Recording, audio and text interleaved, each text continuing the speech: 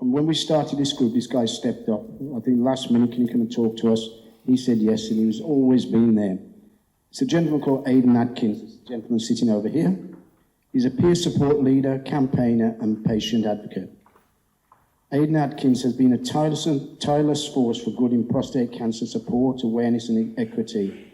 Since being diagnosed at 54, Aidan has spent nearly a decade volunteering to ensure that no man faces prostate cancer alone. He's now 62. I don't know when we got that information. I never thought you were anything like that, mate. He's now 62 and on a palliative care pathway. Having recently stepped back from formal roles, but the impact of his work will continue to shape support services, campaigns, and community responses for years to come. His impact has extended far beyond individual groups. Aidan has served as a trustee and co-chair of Tackle Prostate Cancer, helping shape the strategy of the UK's National Federation of almost 150 support groups. He's also represented patient voices on the West Midland Cancer Alliance Urology Expert Advisory Group. It's a bit of a mouthful. Ensuring that service planning reflects lived experience from the men that he meets, particularly in communities most affected by health inequalities. Through all of this, Aidan has continued to speak up for better systems and better outcomes. Even now, amidst his own palliative journey, he continues to use his voice to elevate others. His commitment to compassion, courage, and community has changed the landscape of prostate cancer support in this country. He is deeply respected by many health professionals, loved by the men and women he has supported, and admired by the next generation of advocates following in his footsteps. A big round of applause for Aidan Atkins, please.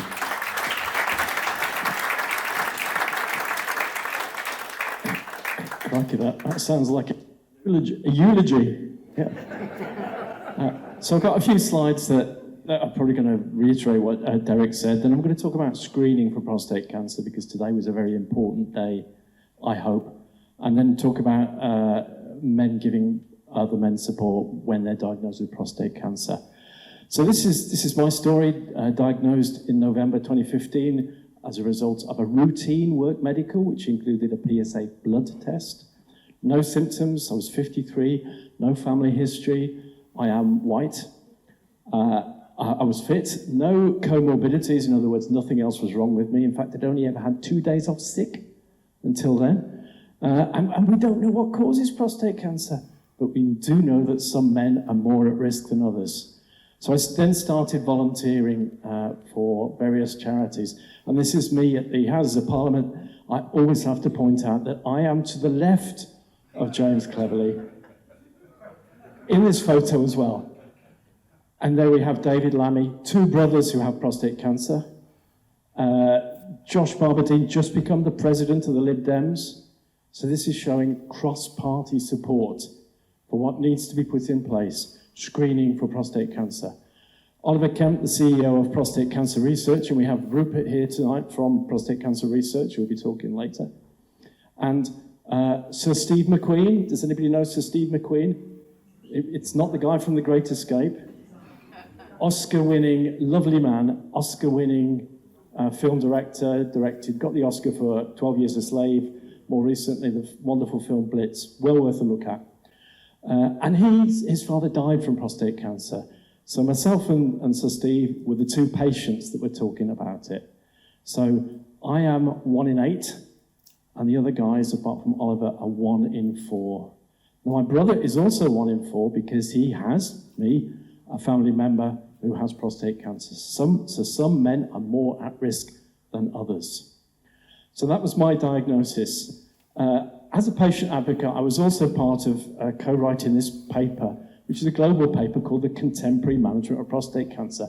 And this shows what happens when you are diagnosed too late. You have lots and lots of treatments, and it moves from a treatment sensitive to a treatment not sensitive. And do you know what happens right at the end of the curve there? You start looking at things like that. EKY caterers, they do funerals. I am getting to that stage of having to plan things like that. It's been a 10-year journey. And do you know what? if cancer is caught early and surgery, it costs the NHS, according to a European study, about 3,000, 5,000 euros to catch it and cure it. If it is caught late, it costs about 300,000 euros. So I have lots of lived experience of these treatments now. So that's my curve. This is real, this is my curve, this is my PSA going up and down. I've had my prostate removed, I've had 33 sessions of salvage radiotherapy, I had hormone treatment, I then had targeted radiotherapy, I had 6 sessions of chemotherapy, I've had androgen receptor pathway inhibitors, which cost £2,300 a month, just drugs. I had chemotherapy again, 10 sessions, and then I had palliative radiotherapy to my spine because I was having a spinal cord compression, which can lead to paralysis if it's not treated. And then tomorrow at 9:45, they'll be sticking another needle in me, and then I'll be starting a first of 10 sessions of chemotherapy. And that drug that they'll be putting into me tomorrow costs £4,000. That's just the drug. That's not the nurses to administer it. So that's the fiscal cost of being diagnosed too late, as well as the fact that if you're diagnosed too late, it will kill you. And that's why 12,000 men a year are dying from prostate cancer, because it is caught too late. So I've got lots of lived experience, and I want my voice to be heard.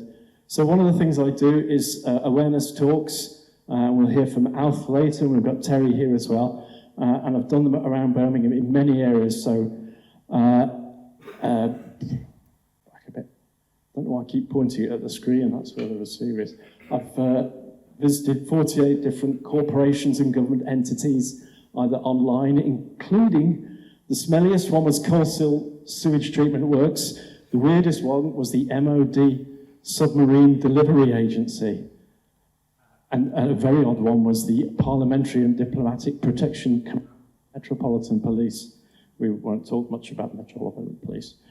And this is all about awareness. This is about telling people what their risk is and what they can do about it. And the stupid thing is that the thing you do about it is actually go to your GP and request a PSA test. So why do we have to do that for ourselves? Why isn't there screening? So lots of reasons why there isn't screening, but hopefully this is actually going to change. So what is happening is the National Screening Committee, they've met today, and there is going to be minutes in six months' time, but there's been a huge amount of campaigning and people coming forward like Lord Cameron, the former Prime Minister, like Rishi Sunak, former Prime Minister. And 3 o'clock tomorrow, there's going to be an announcement that will hopefully will say there will be targeted screening for black men who are at higher risk of prostate cancer, 1 in 4 black men from the age of 45. So that's the best possible thing. And for men who are at higher risk, 1 in 4, like my brother, who, because they have a family history of prostate cancer, they are twice at risk. And then also those who have a possible genetic mutation that they've inherited from their mother or father, which could be BRCA, genetic mutation from breast cancer, or even from some other cancers as well. They may have inherited a genetic mutation. And we know who these people are. So why aren't we calling them into doesn't have to be a GP practice, some place where they can have screening, because although it's not perfect, it's the best that we've got. So it's not perfect, but it's the best that we've got. And so you probably can't see it there. There's a lovely guy there up with me, and we were doing a sponsored walk with Errol McKellar down in London, and it's Professor Frank Chinagwando. He has one fault: he's a Man United fan. But one of his fantastic work, it was he that discovered that 1 in 4 black men will get prostate cancer versus 1 in 8. He's a surgeon down in London, and he kept seeing lots of black men in his surgery, and he's thinking, are they only coming to me because I'm black? And he started, looking into it, and he discovered, no, black men are twice at risk for reasons we don't fully understand, but it is related to ethnicity. So this is what he says, and I'm going to read it out because it is worth reading out.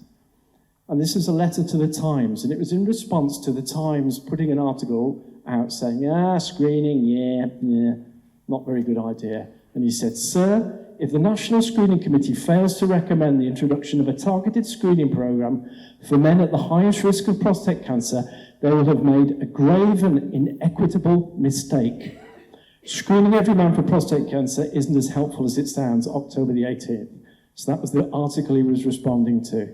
"Black men and those with a family history of disease face significantly higher risk. To treat these men the same as the low-risk population is not evidence-based prudence, it is clinical negligence. The narrative that the PSA blood test is a blunt and harmful instrument is a decade out of date. Today, an elevated PSA test is not a ticket to immediate biopsy. It's the start of a far more sophisticated diagnostic pathway. Furthermore, the UK is a world leader in minimising overtreatment. Approximately 90% of men diagnosed with low-risk prostate cancer are now managed with active surveillance, a strategy that reserves radical treatment for life-threatening cancer only. The recent Lancet Commission on Prostate Cancer unequivocally emphasised the need to expand testing in high-risk groups. While we wait for the perfect test to emerge, we must use the tools we already have to save thousands of lives." So he's saying PSA blood tests, while not perfect, are well worth doing. So what would a perfect test be? Well, here's a fantastic trial that has been started called Transform. It's a lot of funding from Prostate Cancer UK for this. And Julia may talk about this in a while as well. So this is about finding the perfect test. So Transform, there it is. Trial of randomised approaches for national screening for men. I bet somebody got a promotion when they came up with that name. It's a £42 million project, so a lot of expense to find the best way to screen men for prostate cancer. So one day, all men at risk are invited for regular tests to find aggressive cancers in time for a cure. This is urgently needed because 12,000 men die of prostate cancer each year. It's the most common cancer in the UK. So it was in the press recently because they've just launched it in terms of the letters have started going out to the first people for the trial. So the letters are going out to 16,000 men to say, please come to your GP surgery for a blood test. So just started. So that's stage one. And they're going to be split randomly into 4 different groups. So the first group will be just the PSA test. If they're higher than a PSA of 3, they will go on to have an MRI scan. And if the MRI is showing something, they will go on to a biopsy. So that's the first group. And that's basically what we're doing at the moment. If you go to your GP, that's the route that you go down. So that's the current standard, if you like. That isn't perfect. So this is a better standard. So a PSA is greater than 1. Let's put you into an MRI scan and have a look at you. And then a biopsy if there's something going on there. And then the third arm is any PSA level. Forget about the PSA. We're going to put you straight to a scan. And then do a biopsy if there's something odd with the scan. And then the fourth one is actually a spit test. It's looking at your genetic makeup. And then if there's anything odd with that, in other words, the acceptable level is greater than 3.5%, then onto an MRI scan and a target biopsy. So 16,000 men are going to be randomly put into these 4 different groups. And then stage 2 is much bigger because stage 2 will be informed by which one of these is the better test. So it's going to be some way down the line, stage 2, and that will include 300,000 men. But it's 3 years away, and it's going to take 6 years to happen. And then stage 3, 10 years. So this will be great for our sons and grandsons, But what about the people in this room that are over the age of 45? So the message is, if you are invited to participate in Transform, and 10% of these participants need to be black, that's the rules of the program, please do participate. Please do participate. So, making sense of it, so changing pace a little bit, this is what happens if you happen to be diagnosed. So, being diagnosed, as some of you know in the room, ain't great. And this is about having someone to help you with that treatment decision journey. Because this is the reality of a diagnosis. It's difficult, it's complex, and you get given a choice.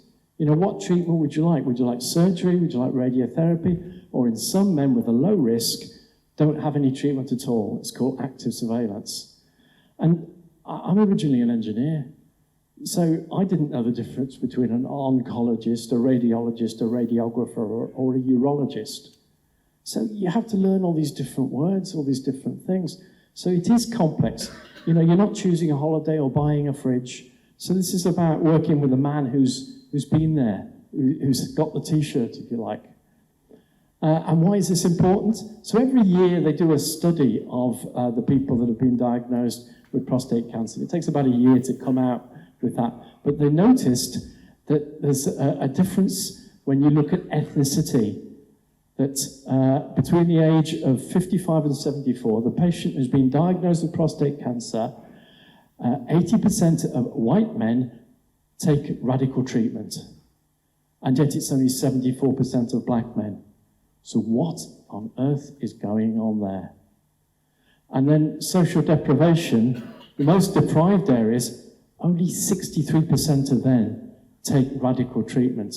And radical treatment is about cure. The affluent areas, you know, the Lord Camerons of the world, 71% of them take radical treatment. So what is going on there? What on earth is going on? And then being involved in your treatment decision is so important. And this study of 16,000 men who've had that radical treatment, and yes, there are difficulties with that, but not everybody has difficulties, by the way. But if people have been involved in their treatment decision, really actively engaged in it, and yes, they may have problems, but only 17% of them regret having had the treatment. But if men haven't been involved in the treatment decision, they just said, oh, it's just happening to me, get on with it, and they have big problems, then 51% of them regret what's happened. So 51% against 17%. That's a massive difference. So this is about helping men get engaged with the treatment decision making and understanding the possibilities of what can go wrong and how to manage that. Because regret leads to depression, and depression can lead to suicide. So this goes from an incontinence issue to a depression, to a mental health issue. And that is what needs to be avoided. And of course, we have challenges. Some people can't read. So 16% of adults in this country cannot read. They are functionally illiterate. So there's no good giving them a leaflet. And then like myself, I'd call myself health illiterate at the time. 61% of English working age population did not routinely understand health and well-being information that was provided to them by Public Health England. Well, yeah, it's not our language. And then back in 2020, 6% of adults had never been on the internet. So give them a QR code and tell them about a website. That's not much help. So individuals who've got any of these do need support with their treatment decision making. They may want to face it on their own, but they don't have to be. And then we have myths and misconceptions. And I'm sure a lot of you have heard some of these. I've heard a lot. Alf has heard a lot. Michael has heard a lot. This was a recent, Invamictin, herbal teas and juices cure cancer. Do not have a biopsy because biopsy spread cancer. All myths, all myths. So it's about dispelling those myths and pointing them at good accurate information. And Rupert, I know, will talk to you about that, where one source of really good information is. So what it is, peer coaching, it's decision coaching. It's individualized, non-directive facilitation of patient preparation for shared decision making. So you do not make, as a peer coach, you do not make the decision for the other person, you help them get ready for that. And why does it work? You know, this study shows that, first of all, you're available, you've got shared characteristics, you may both be Villa fans or whatever, and you build this trusting personal relationship so you can support them at this time of need. So Tackle have been awarded a £220,000 award by Movember to pilot in the North East, in the West Midlands, and across the LGBTQ plus communities. So who is Tackle? Well, we have Stuart. He was sitting there. There he is, he's moved. Stuart is from Tackle. It is the network, I mean, actually, it's now 150 support groups. So who are the Tackle trustees? It includes Professor Frank Chinagwando and Shiv Smith, who's a clinical nurse, and then five members from support groups, and then some other experts. 3 full-time staff, including Stuart. So it is a very, very small charity who are trying to put this in place. But great steering group from across the different prostate cancer charities, including Prostate Cancer Research, Prostate Cancer UK, and Kelly Kaczynski from the BROS group as well. She's on the steering committee there. We've done lots of peer coach training, and you'll see Owen there, you'll see Alf there, that have been recently trained in July. It's a thorough training, it's 2 days, and I've been told I've got 1 minute. It signposts to those reliable sources that you'll hear about. Everybody wins. The health system wins, the individual wins, the peer coach wins. So what can you do? Tell people about the program. If you're diagnosed, use the program. Oh, sorry, Gordon, you're trained as well. Yeah, you were trained before July, weren't you? Yeah. So if you are diagnosed and treated, get trained, be part of the program. So Gordon, Alf, Owen will tell you all about the value of that. And there it is, all available on the website. I think I've just come in time.